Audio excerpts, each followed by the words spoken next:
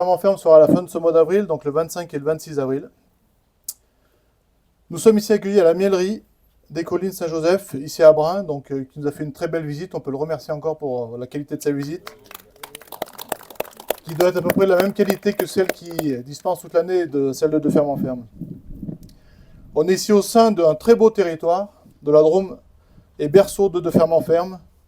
Auparavant, le circuit s'appelait Airbus Valor Galore. Depuis cette année, nous avons fusionné avec le circuit Romain Hermitage qui manquait un peu de force vive. Mais du coup, on a fusionné. On a un territoire qui s'appelle maintenant la Drôme des Collines. Ça nous arrange un peu parce qu'ils avaient 2 viticulteurs et quelques petites noix pour nos casse-croûtes. Ça arrange bien les choses. Une édition 2026 avec un nombre de fermes assez stable. 73 fermes inscrites, avec toujours des arrêts, quelques-uns, et puis bien sûr des nouveaux, au nombre de 7 cette année. Les 73 fermes sont regroupées donc en 8 circuits, à partir de cette année, avant c'était 9, qui représentent les secteurs géographiques de la Drôme. Chaque circuit nomme un pilote de son circuit qui va être chargé de participer au CDPI, comité de pilotage départemental, et d'organiser des réunions pour informer et gérer son circuit. De ferme en ferme, c'est avant tout l'accueil des visiteurs, sans rendez-vous, une visite pédagogique de la ferme avec dégustation des produits ou une démonstration de ce qui est proposé par la ferme, par exemple le centre équestre et d'autres prestations, et le tout gratuitement. C'est le principe de base depuis la création de l'événement. Les produits qui sont vendus, donc on pratique tous de la vente directe, les produits qui sont vendus sur nos fermes ce week-end-là doivent être issus essentiellement de nos fermes. De nombreuses fermes proposent de la restauration pour permettre aux visiteurs de se restaurer à midi et de découvrir d'une autre manière les produits proposés par les fermes du circuit ou des fermes voisines. Depuis 3 ans, nous arborons un thème commun au niveau national. Après arbres et biodiversité, autour de l'eau, le thème de cette édition 2026 est notre alimentation au cœur des fermes. Il découle de réflexions et d'actions chères au CIVAM.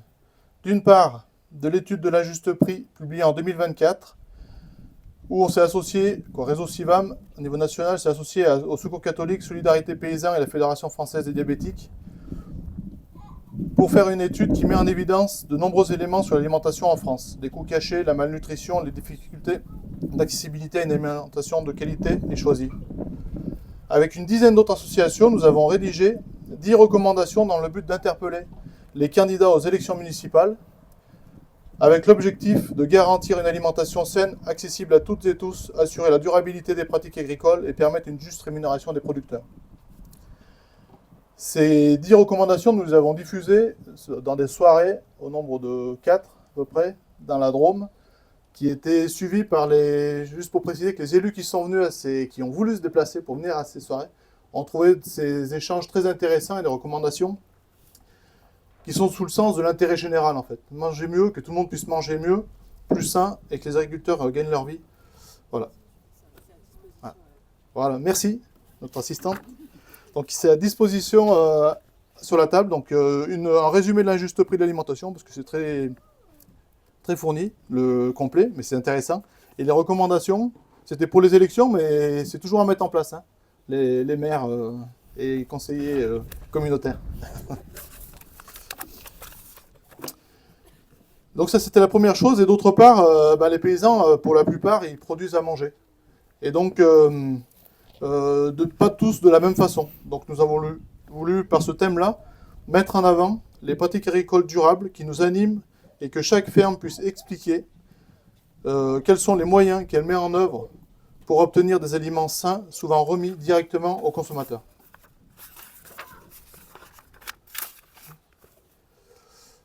Il est important aussi de transmettre le message que les consommateurs, par leur acte d'achat, peuvent orienter les modes de production et les modes de mise en marché. La vente directe ou la vente en circuit long. C'est vraiment les consommateurs qui ont un pouvoir là-dessus. Donc il y aura de nombreuses animations autour de ce thème, toutes décrites dans le dépliant. Vous pouvez retrouver aussi à l'entrée et un peu de partout.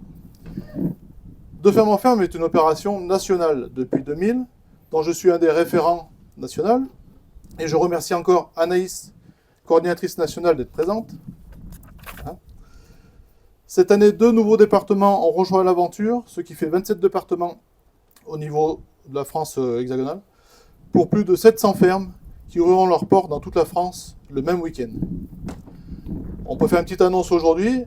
Le comité national de pilotage aura lieu dans la Drôme à l'automne prochain. C'est le rendez-vous annuel de tous les organisateurs de ferme en ferme qui nous permet de maintenir cette cohésion nationale, de revoir un peu la charte, des fois le règlement, mais de tenir toute cette cohésion, l'esprit de ferme en ferme au niveau national.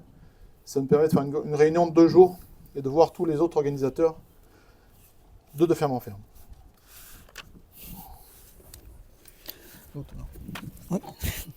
Donc on tenait aussi à remercier nos 4 salariés des CIVAM, entre autres Noémie et Gaëlle, qui participent activement à la préparation de cet événement et qui coordonnent les fermes pour organiser cette opération. Les CIVAM, ce n'est pas que de ferme en ferme, c'est aussi des projets pédagogiques et de sensibilisation, l'accompagnement de collectifs sur les questions de l'égalité entre les hommes et les femmes dans le milieu agricole rural et la durabilité des fermes. Au nom du CIVAM et des fermes engagées dans de ferme en ferme, je remercie tous nos partenaires locaux, départementaux, bidépartementaux,